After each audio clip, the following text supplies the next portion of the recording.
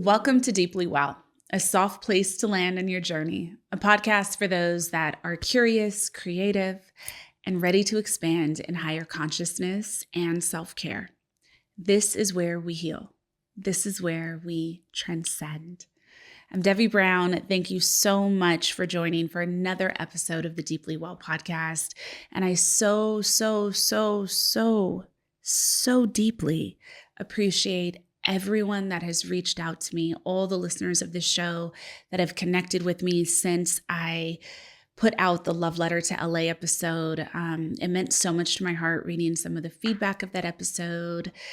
It was very vulnerable. That episode was super vulnerable for me. I love vulnerability. I'm fine with it, but it always leaves you a little raw.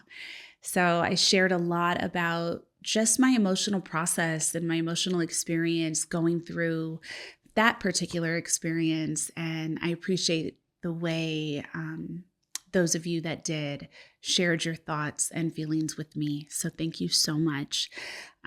As of this moment, the two fires that were really ravaging the greater LA area, and that's the Palisades fire and the Eaton fire, they are both considered to be at this time, which it is January 22nd, to be under control. So finally in my area, the evacuation orders have been lifted, and they've been really lifted in a lot of other places. So that has felt... what is the word? I felt grateful for that. I felt that I can really kind of ground back into life again. But there's a cautious nature right now, and there's still just an immense amount of grief in the air here for those that have been affected in the areas that are affected. And I am just in deep prayer for all of us, for all of the things, right? I'll leave it there. There is a lot of movement on the planet right now, a lot of movement in the USA, which is where I live and I record this podcast.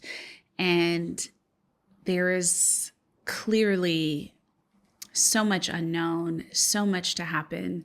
So all of that's present. I know there's also in this moment snowstorms happening in Houston and Atlanta. So if anyone is negatively impacted by those, the extent of the coverage that we're getting is that there's like some extreme snow days. But at this moment, I haven't heard of any further hardship happening. But if there is, and we're not aware of it in this area, due to the ways our news coverage is set up in this state, I just hope everyone is safe. And I hope that we are all not just safe, but bearing witness to all of it and asking ourselves a question that really helped me as I navigated this fire, which is, God, what are you saying to me? What are you saying to me? Right? Like, I know whatever interpretations people have, and even though no one is deserving of any disasters of any kind or any tragedy, it also seems like even in the hardest moments, there are opportunities for us to have a more well-trained ear to some of the ways that God wants us to experience this moment, however it's happening to or for us. And so if anyone is impacted by life right now, or even if just with some of the changes that have been happening in our government, if there is any fears that are present, I found that a powerful way to lean into the things that we cannot accept or don't know how to accept, it's really to simply say, God, I'm listening. God, I'm listening. What do you want me to know? What do you want me to see? How do you want me to use this? How is my purpose designed for this? So just have some of that dialogue for your consideration and part of your personal processing and how you're exploring whatever is happening wherever you are. I took a joy day on MLK Day.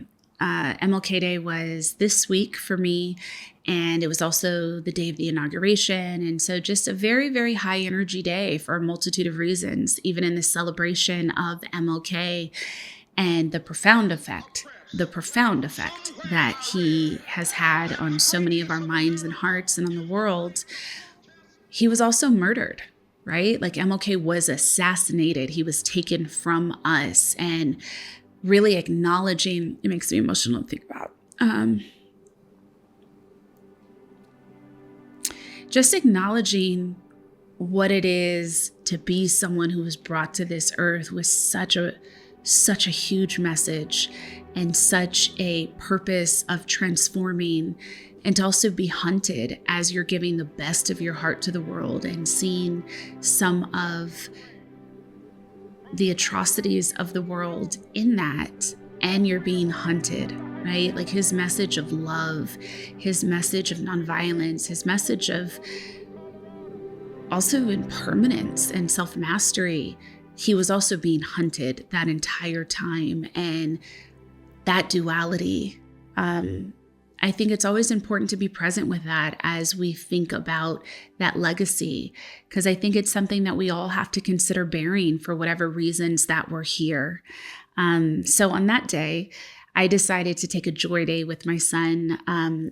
Gratefully, we have been very lucky that our home is safe and we were able to come back home. I'm so grateful to say that. I'm so grateful to say that. I'm so grateful to say that. And also, even though we have the blessing of that experience,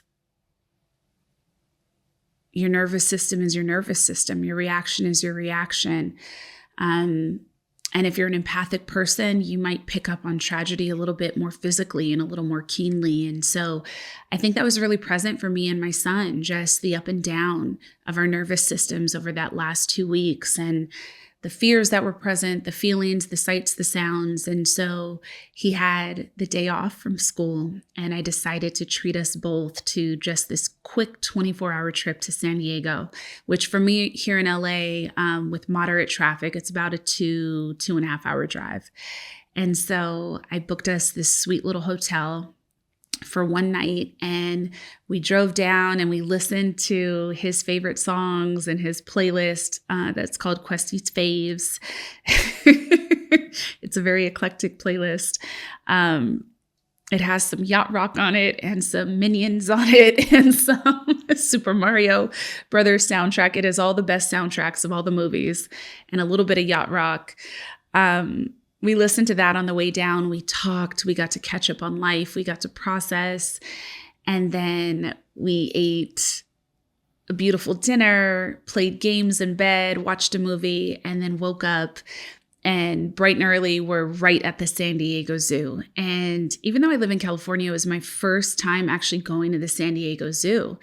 And especially in comparison to the LA Zoo, which is a tragedy. And I don't know where my property tax dollars are going and where all of our taxes are going when I saw that thing. Because it looks like Stranger Things. It looks like an abandoned world. It's crazy. The San Diego Zoo is so inspiring. It is so phenomenal. It is so connected to nature. Like it's just one of the beautiful places, most beautiful places I've really been in California.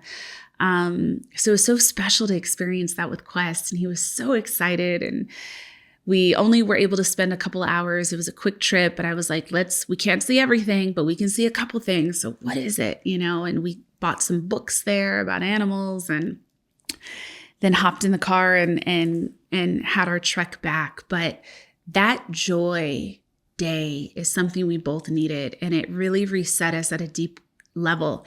It did a lot of things. It connected us with nature. It connected us with each other. But it was very special. So, it may not be possible based on how your life and the flow of your schedule is set up currently. But if you can find a way right now, like now, to take a joy day, to make a day of pleasure, to take a joy hour, whatever that looks like for you and your partner, for you and a friend, for you and a child or children, whatever the priorities of people are in your life, try to do something together that just lets you giggle a little bit, that lets you savor a little bit, that lets you smile a little bit. Getting a gourmet meal and eating it in your bed in your pajamas. It's one of my favorite things to do. Taking a drive, going to somewhere you don't get a chance to visit often, but it makes you happy, and just setting aside time to do that, knowing that it's not necessarily going to be you accomplishing anything. It can really really help in this moment.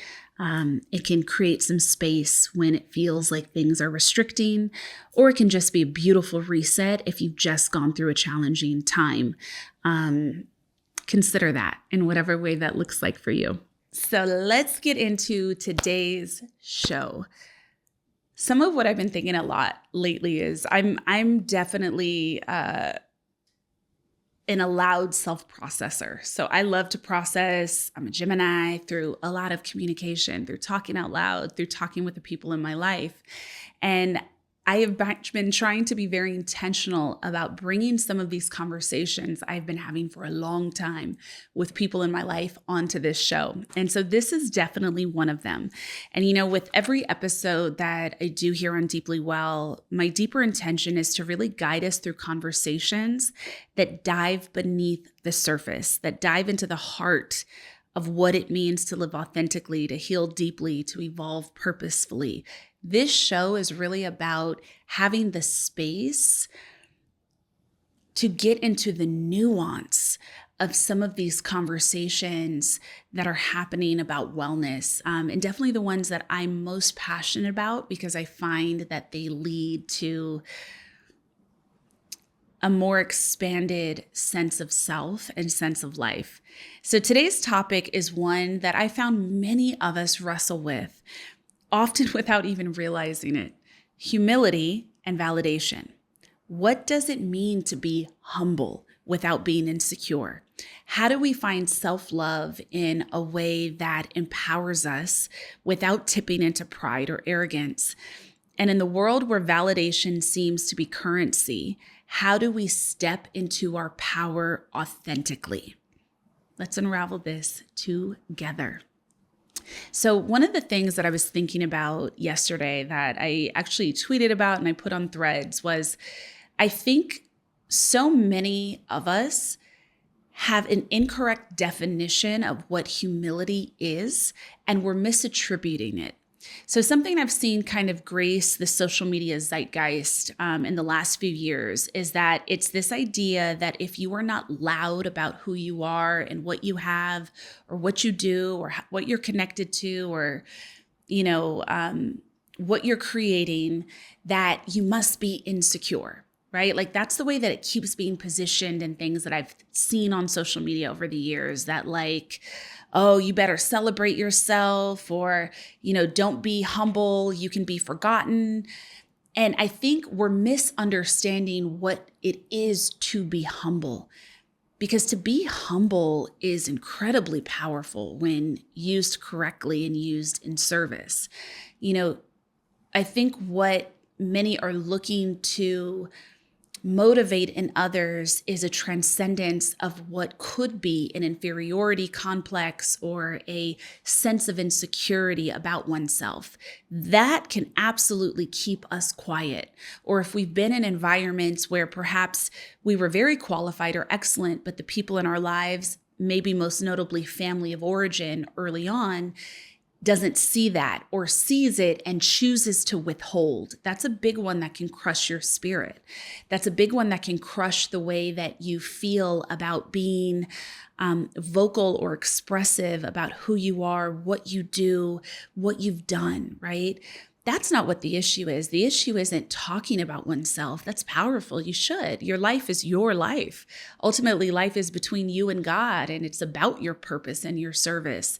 But when it becomes more about the deeper desire of wanting to be seen, if you find yourself needing to scream things from rooftops or make big announcements or kind of activate this, look at me, look at me, look at what I'm doing, because you are waiting for the response, that's where things can get a little bit murky, because that's when you're looking to fill this massive void about how you feel about yourself. And the brain can be and the heart can be really sophisticated in the way it looks to cope, right? And the first layer of it usually does feel like empowerment.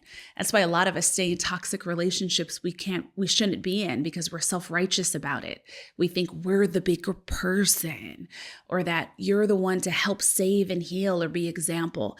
It's a really sophisticated way of being afraid and scared to have conflict or to have boundaries or to remove yourself, right? It makes one feel good to say, oh, I'm only keeping my mouth shut because I know, or I'm being the bigger person. It sounds good, but often the real reason, especially when held with that kind of a sense or attitude, the real reason is you don't have a lot of practice in your boundaries or in setting a boundary or in saying how you truly feel. And you may be used to people that don't honor that even when you've tried. So you've turned that off in you. That is something different entirely. It's that so many want to be celebrated for announcing the idea and then making a lot of social media posts about the idea or creating content about the idea or about empowerment or about whatever ways anyone wants to be seen as above or as a role model. But the celebration should be the work. I know some people need that extra bit of motivation and deserve it, right? Like if it's been hard for you to make the choice to buy the URL or start the thing or say the passions of your heart out loud, having that first step of acknowledging that and expressing that, it is important. And you should do that if that's what your challenge is. But that isn't what everyone's challenge is. And so utilizing that can actually be a hindrance if that's not what your challenge is. If your challenge isn't expressing the idea or saying it, if your challenge is actually doing it, maybe you shouldn't make the announcement when you thought of it. Maybe the announcement should come once the work gets started or the work is complete. We don't need outside validation, especially at the onset. Sometimes it can be incredibly disruptive to what you're making and what you're building. Something that I've expressed on this show many times, it's an ethos that I absolutely live by. And it's one that I was really grateful to hear from Deepak Chopra. It's something that he has said often that really meant so much to me. But he has often said, I am above nor beneath anyone. I live by that so deeply. I thought finally, like there are words to express how I live and how I wish to live, what my ideal life is. And that doesn't mean I don't know my power. I know what I am. I've always known what I am. In my birth chart, it actually says like I have an abundance of authentic confidence. Even when I was a child and did nothing, I've always known who I am and I've always known that I have a purpose. Part of how I'm wired, however, doesn't necessarily include natural competition. I don't think about what other people are doing. And I'm not saying that's a good or a bad thing. What I'm saying is that's my unique design in my life, and that's how I am meant to operate. So I think when we investigate these conversations of what is humility, what is insecurity, what is having or needing validation to stay upright, what is having self-empowerment and self-validation, what is seeing yourself or being seen by the people that matter to you, and what is just sometimes this gluttonous desire for everyone to look at you. I think it's important to know how your life has shaped up. What have you perceived yourself to be lacking? That says a lot of it. So it's important not to create these overarching narratives of how everyone else's experience is or project onto other people how they behave and what that means or doesn't mean. Some of us are here to learn confidence in an authentic, empowered way. Some of us are here to teach confidence in an authentic, empowered way. And so I remember, and I think I'll plug in some personal experience with this. Something that's been interesting in the social media world is I don't love social media. I accept that it's a part of life. I don't dislike it because I necessarily think anything's wrong with it or because, I'm not above nor beneath it. It's just, I like to live life with a different flow. I don't want to be connected all the time.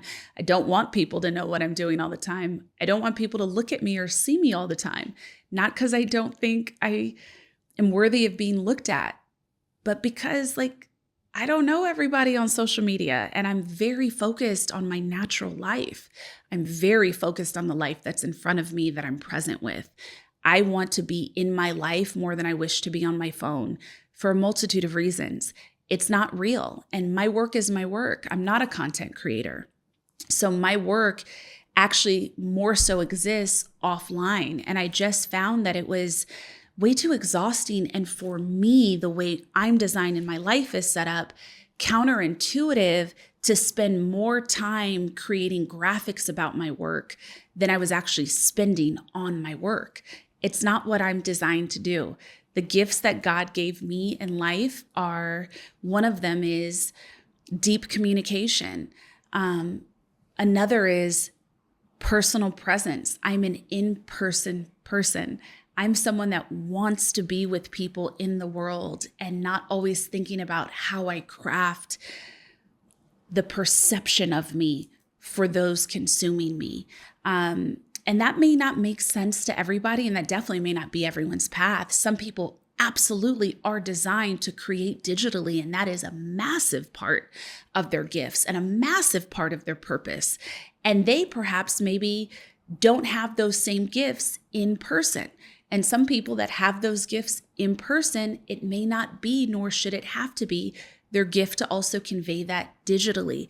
We are all here to share who we are, what our gifts are, and what our purpose is, in ways that are unique to each of us. And though right now in this moment, it seems like digital life is king, it hasn't always been, and it won't always be.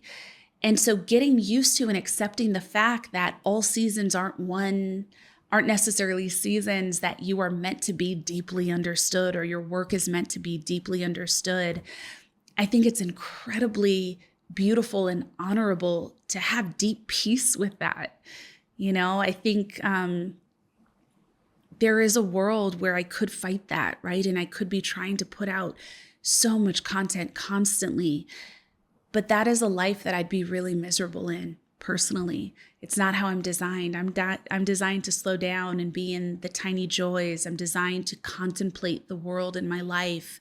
I'm designed to be present with my child, but not necessarily turn it into content to be consumed. That's just me. And I think in this day and age, for those that are also relating with what I'm saying, there's this false belief from some of the mainstream world or the mainstream zeitgeist that means you're somehow disempowered or not confident enough or, afraid to put yourself out there. And that is the case for some people, and they do need that motivation. And that's not the case for others. I think there are some of us that really understand why we're here or are looking to understand why we're here. And we're meant to connect with our natural lives and go deeper in intimacy with the people that are part of those natural lives, perhaps more so than we are with trying to predict or control or create narrative around what people we don't necessarily have relationship with think about us. And I think that that's important to dive into those nuanced layers of how we're experiencing these two worlds we're each living in. Talk about polarity, talk about duality.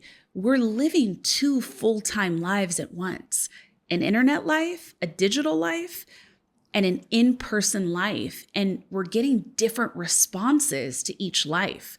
We're very often having different experiences in each life. A way to highlight that further would be if you've ever done something and you've been present in it, and then you've shared it on social media, and maybe you've shared it on social media in a way that is far more excited than how you actually felt about it as the experience was happening in person. Those are two different lives. And there is something about that is a little odd when we think about the authenticity of what an experience is, right? Not necessarily saying it's good or bad either, but it's two very different and at odd experiences that are happening. It's just something to notice. I think the same can be said for experiences like if you've noticed that you experienced the experience through the lens of a phone, but you don't really remember what it was to feel it in your body, but your memory of it is how it looked as you digitally captured it. it's just interesting to see what's the difference there. Am I missing something? Is there opportunity to have both? Because you don't want to miss your human experience. It is why we're here. And at the end of the day, if something like TikTok disappears, if Instagram disappears, if one day all of our digital identity is wiped and we're back to how life was 30 years ago, which isn't a long time ago, 40 years ago, right? Like, what does that look like? Who are we, if not that? So I think it's just really important for all of us as humans to check in on that relationship that we're having with our lives, the perception we put forward and how we actually feel about ourselves, or how we actually are experiencing the moments that are in front of us in real time. So I bring kind of all of that into this conversation because it's important to know that we are all having a shared experience, but we are also having vastly different experiences inside, depending on our innate gifts, the skill sets we've amassed, our karma, our complex challenges, and how we are intended to serve. And it is okay if that looks different for each of us. Not only is it okay, that's underselling it. It is intended. It is intended. So start looking at that next time you compete or you compare. I think it's easy to do, especially if the comparison is just aesthetic content or graphics. You know, anybody can put up a graphic. Are they living the experience that they talked about? I think anybody can also get a download of a thought and share it, and it could be powerful and change the lives of so many. But that is different than someone that downloads a thought or healing and implants it and embodies it and then shares it, even when it's just with one other person that's in front of you. Neither are necessarily more valuable, but they are different experiences. I remember a few years ago, I had this author on my show. I never aired this episode. I never talked about this episode, but this author had written a book that changed my life, that I found to be such an incredible body of work. And this book sold millions and millions and millions of copies worldwide. And when I had them come on my show, God, I felt so synchronistic, so honored, so grateful to be speaking with someone that their work really changed my life. To this day, it's been a core part of how I've understood certain things, right? And when this person came on my show, I experienced them so differently than I could have imagined. I experienced them personally through my lens to be very inauthentic, very misogynistic. I was so uncomfortable for the whole interview. They were very much, and I don't take offense easily. Like, I've heard and seen it all. I have lived many lives in this life with all kinds of people. So I don't really take anything personally. I also lived through the first round of the internet where you get people like literally saying they want to kill you in comments when you put your work out. So I don't get easily offended at all. But this person was so trying to make me feel small. Like literally the way I would kind of describe it, it's like if someone ever tried to make you feel patriarchally like a little woman, like, oh, that's so cute, or, oh, you don't know much. And yeah. Yeah. And so they also kind of said inappropriate comments to me. And one of the questions I asked them, I said, you know, one of the early questions was like, this was such a beautiful book. And when you channeled this, when you came to understand this, like, how did it change your life? I was so excited to hear that answer, because what's so important is that we ground these bigger concepts about healing into our bodies and into the world with the how and with the process. And I'll never forget, their response to me was that they actually never applied any of the things in the book. And after writing the book, they really didn't sit and think too much about it after that. And it was a huge, it was a really interesting thing for me to observe, because it did teach me that some people are here to change the world, but not through their own behavior, through their work. And that is okay, and that is enough. But there is a difference. There is a difference. There is a difference than when you get an understanding and you take the time to embody it and let it change you and live it. And then you know you have to share it because it's service, versus you got the download and you were told to share it and you did, and now you're done. Not saying either is above or beneath, but they're different experiences. And so we're all here to share God's work, to share the intended path, to share in service with one another, but we all do it in different ways. And I think it's important to look at that, and it's important to know that also for your own self-respect and for your own sanity and your own ability to understand and have reverence and gratitude for your gifts. And just because they aren't showing up to the same fanfare as someone else's, it doesn't matter. You are here to share it and serve it. And it's only been in the last truly 15 or so years that it even mattered if millions saw something that you did, or, if everybody in every state saw something that you did. There is beauty in anchoring deeply in your own life and being creative for the sake of it. Something my astrology said that gave me a lot of freedom, because I used to work in an industry that was all about look at me, look at me, look at me. And I just am not naturally designed for that. And it's not because I don't think I'm great. And it's not because I'm not excellent at what I do.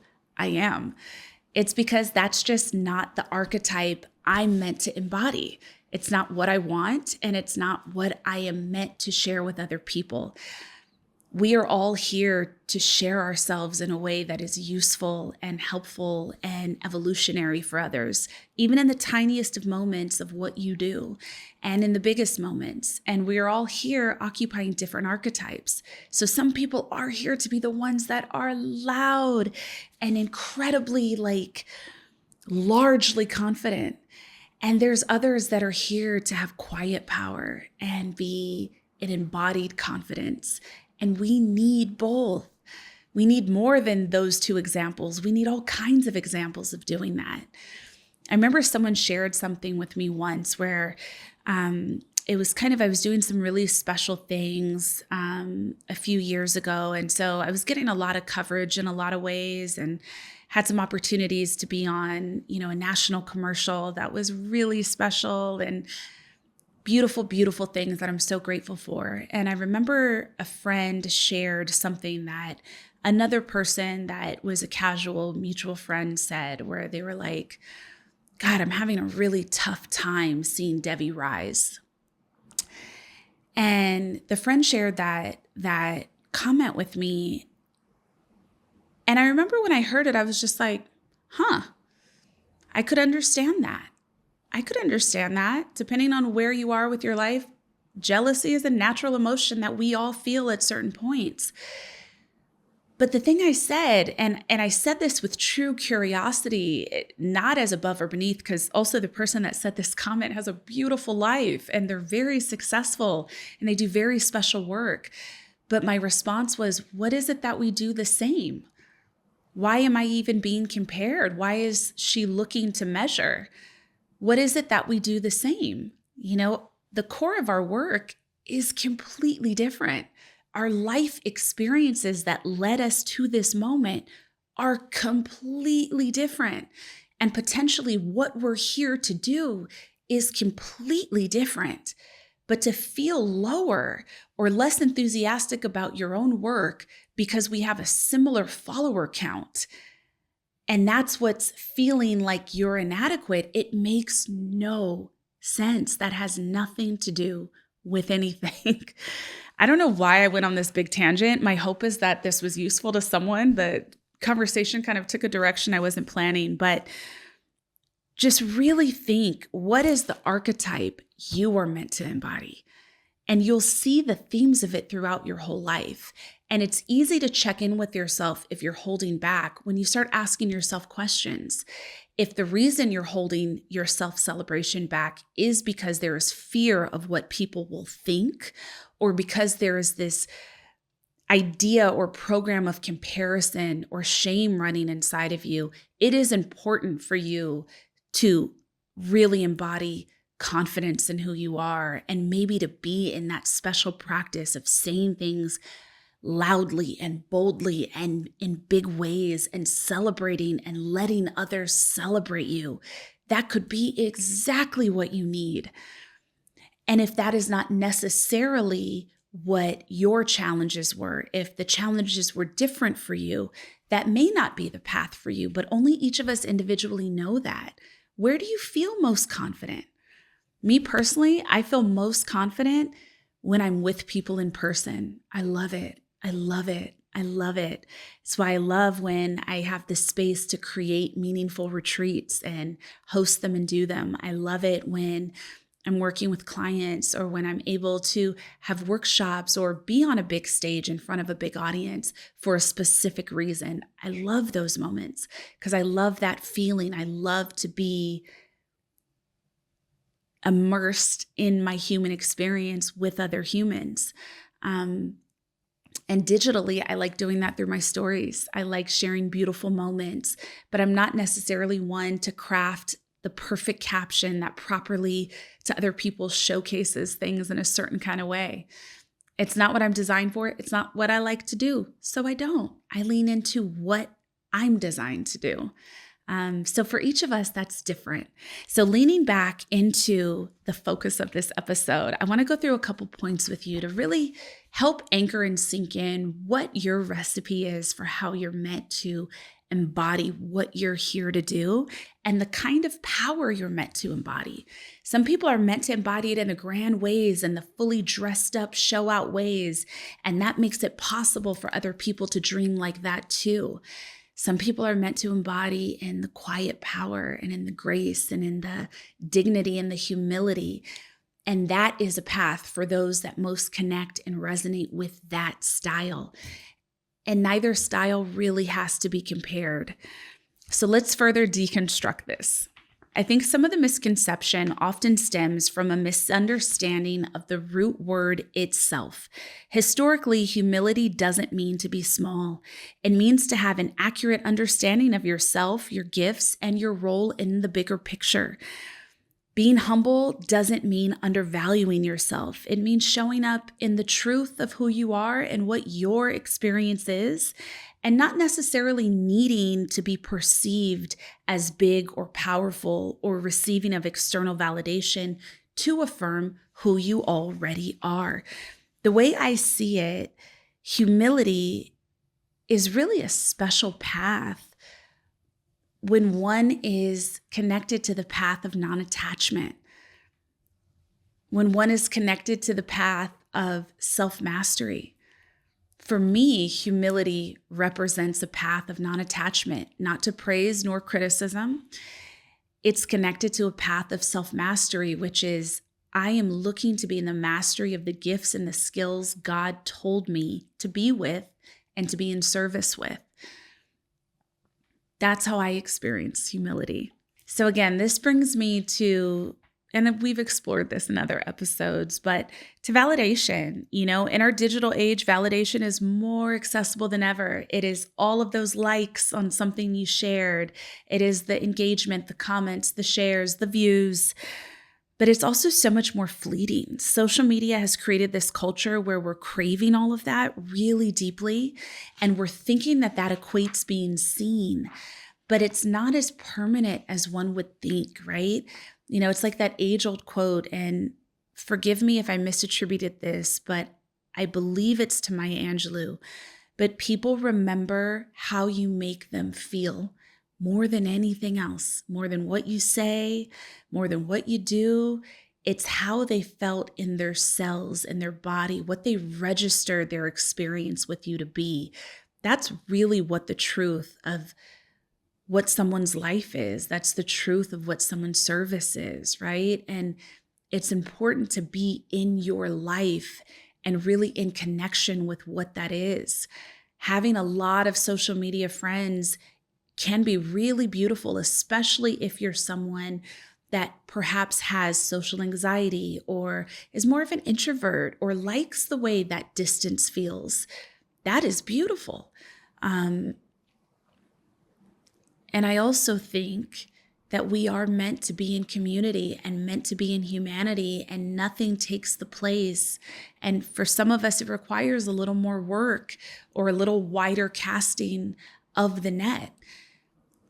But there's nothing that really equals what it is to master presence with another human being, with your life, with animals.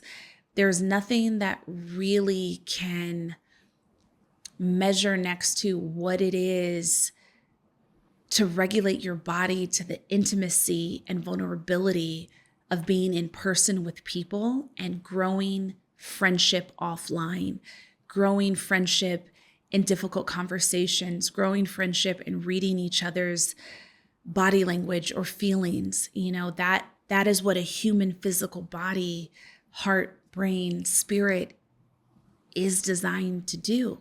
So on one end of the spectrum, we are seeing, those loud celebrations of self as a kind of aggrandizing that can feel disconnected from our inner knowing. When that doesn't show up in our own life, we notice it's not congruent. On the other end, there is this quiet, grounded confidence that doesn't need to be shouted from the rooftops when you know you accept yourself and when you know that you are authentically grateful for your life now and that your life is enough. You're not constantly grasping and seeking and looking for the pivot that will garner more attention or looking for the experience that will get more celebration. Neither is inherently right or wrong. They are just different expressions of where all of us are on our unique journeys. And that is the nuance that I think we need to honor in one another's experience, especially before we go projecting what we think is the right path on other people or judging someone as less or beneath because it's different, or judging someone as, maybe not smart enough or not knowing how to maximize enough. I remember someone else shared, they said, why don't you do your podcast in like this many minutes? I was like, I like long form content, and those that do too will ride with it. And those that have the attention spans that learn differently with maybe 5-minute content, 15-minute content, there is a host of people that are able to get what they need to them.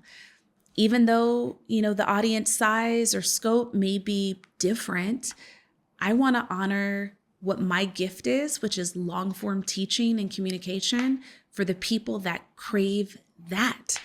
And I'm always going to do that. I'm never going to change who and what I am to present things in a way that are more in line with what is popular. I'm going to do it how I want to do it. And I think that's how we should all do it.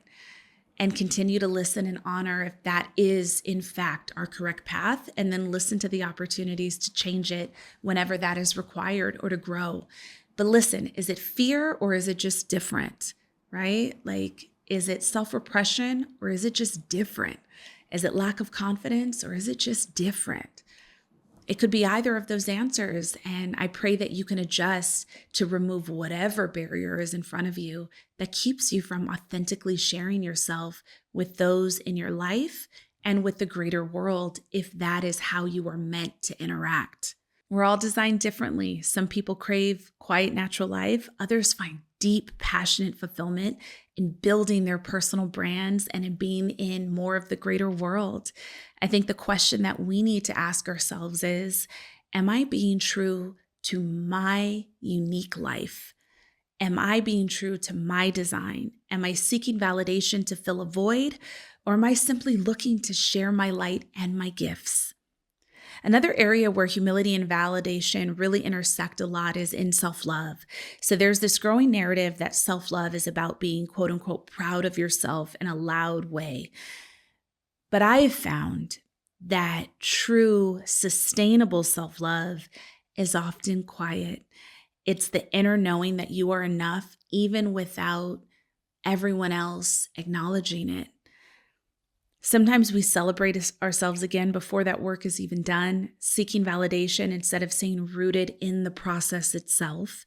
That is okay. It's part of the learning curve, but what would it look like to let your work speak for itself?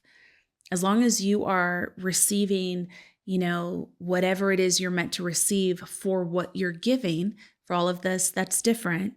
There's so much power in that. Think of Picasso, think of Van Gogh, think of the masters. They weren't pandering for attention. They weren't pandering for favor.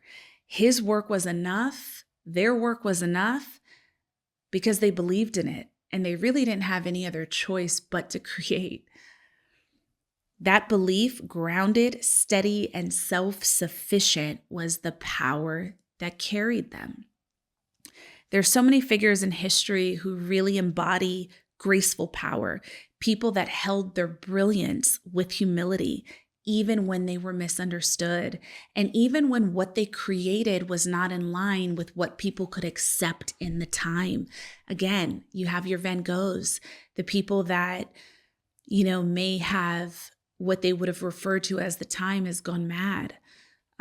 Or felt completely unseen and weren't seen until after they passed, didn't make their work less valuable. It just meant that part of their karma and life experiences were that they were visionaries or pioneers in a time that couldn't understand them. But their soul's work and their mission eventually was still honored and was still of high service to the world. And that is what I believe God requires. So it's less about our own ego and it's more about the deep connection that you're doing what you're supposed to do. Sometimes there is agony in being in your gifts. There's agony in being a genius. There is agony in being first. There's agony in being misunderstood. It's part of our karma, if that's the case, of our unique path. The work is all that matters. And when you trust your work and your process, you do not require the external noise to affirm you. Are you deserving of it? Would it feel good? Certainly. But it's not necessarily required. And it doesn't mean that you can't find and live other ways of being deeply seen and known. Though it's not saying that you're signing up for a life of being bleak or on being an outlier or being on, out in the void on the edges. Find the ways that you are meant to be seen and received. And usually that comes from the community that really gets your work, or from the peer group that is creating in the similar ways. They can see your art, they can speak to it, they can appreciate it. This is where humility becomes a superpower. It allows you to stand in your truth, to be fully aware of your gifts, but without the need to prove or to compare. Authentic empowerment looks different for everyone. It is not about being louder or softer. It's about what is in alignment for you. For some, it is that quiet inner knowing. For others, it is bold, visible expression. Both are valid. The key is to honor where you are and to resist the urge to compare your path to someone else's. One thing I don't long for is the kind of fame that takes away your human experience. And I think for some, that is something they do long for, and that is part of their unique karma. The people that are some of our biggest figures and archetypes and celebrities, I really recognize the sacrifice of that. I consider that to be high service. And yeah, in some ways they might be gifted a lot of opportunity through the masses knowing them or through the wealth that they're able to amass. And that is a part of their journey and a part of what they are rewarded with if they find it beautiful and useful. because of their sacrifice. But all of that attention is a sacrifice. It does disconnect you from you. It means you move differently. It means people have all the notions about you without knowing you. It's harder to be truly intimately known by anyone because you're so overly perceived and quote unquote known to so many others. So what is the trade-off? What is the give and take? Neither is right or wrong, but some would prefer one over the other, right? We are all here to have unique experiences, and ultimately it's all enough. So I'm going to end with a couple definitions, and then I'm going to have a little bit of soul work. But I want to share with you some people that are my personal muses that I think embody high levels of gifts and mastery that also embodied humility, and nothing was taken from them. When you look back at the end of their lives and their work, they did what they were here to do, and they are celebrated for the way they made people feel and for the consciousness that they grew for the collective, for the world. So some of those figures to me that represent like true power and humility. And some also include a lot of levels of fame and attention, either when they were alive or after they've passed, are Mahatma Gandhi. Known for his unwavering commitment to nonviolence, he used his influence not for personal gain, but to advance justice and freedom. Maya Angelou, a poet, an activist, a storyteller who was mostly so high regarded for her work after 40 and into the sunset of her life and beyond. Her powerful words resonated globally, yet she carried herself with deep humility. And it was never about, look at me, who's looking about me? Is my work being seen and supported? Who appreciates it? See me as great, right? Her life's work reflected a commitment to empowering others through wisdom, through presence with self, through kindness, through grace. Albert Einstein, huge historical figure. Despite being one of the greatest minds in history, Einstein was known for his modesty. He's often credited with his discoveries to his curiosity and his collaboration rather than his own genius. Nelson Mandela, my son's named after him. Humility and resilience were evident in his leadership during and after his imprisonment. His approach to reconciliation in post-apartheid South Africa, it reflected grace and an ability to prioritize the greater good over personal vindication. One of my favorites, Fred Rogers, Mr. Rogers, #goals for me. Known for his very gentle demeanor and dedication to children's education and children's self-love, Mr. Rogers carried himself with humility and a deep sense of purpose. His legacy is a testament to quiet, impactful leadership that changes generations from the inside out. And I offer these really to share. It could be very important as part of your process of being fully expressed, especially now when the planet needs your gifts more than ever, to really sit and create, who are your muses? Who are the people that you feel embody something that really feels like how you experience yourself on the inside? And then look to them as the continued guides and inspiration to do the work that you do in the way that you are meant to do it. So a clear-cut definition as we end this episode of humility is freedom from pride or arrogance, the quality or state of being humble.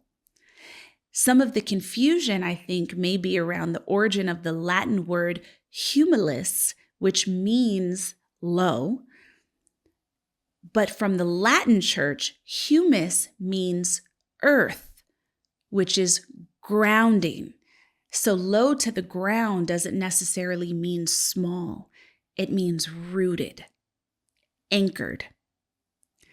An old French word, humilité, pronunciation way off, is humility is synonymous with a modesty, with a sweetness. In other ways that it's shared, it also represents a quiet sense of knowing and an inner power. Validation, let's get into the definition of that, is an act or a process or an instance of validating to support or corroborate on a sound or authoritative basis. So it's to be receiving in a way that it's giving you a feeling of something higher or bigger gave you attention, gave you validation, gave you a sense of being known. To recognize, establish, or illustrate the worthiness or the legitimacy of. It's really important to think about that, right? Like if that is the core of the meaning of validation, to recognize, to establish, or illustrate the worthiness or legitimacy of, it would be to say that without it, one could be experiencing themselves as unworthy or not legitimate. So if that's the case, investigate why and investigate what kind of validation you're seeking, right? Are you seeking for a theory or an idea to be validated by those in your arena who are worthy of quantifying what it is that you have? Or is it just desirous that you receive that from any and everything, any and everyone? Arrogance is defined as an attitude of superiority manifested in an overbearing manner or in a presumptuous claim or assumption. People are very presumptuous online, especially if you live the majority of your interactions with others as digital experiences. You don't really know, right? Because there's not space to ask questions and there's not space to actually observe someone. You are observing how they interact with their digital world. It is not the same as observing someone in their natural life and seeing how they flow in their unique life with the people that are in it. So we are being very presumptuous in the way that we're perceiving other people. And oftentimes we're thinking our own inner feeling, which is rooted around our life experiences, on what someone shares is the truth of who and what they are. And that can go on both ends of the spectrum. We are seeing, and I bring this up a lot for a reason, but we're seeing that so many influencers are being arrested for heinous things. You have these family influencers being arrested for abusing children or rehoming adopted children. We have people that are big TikTok influencers that are murdering people, right? And so it's like, really sit and think about what and why and how you perceive another and what you think that means about them, and investigate what it actually means about you. And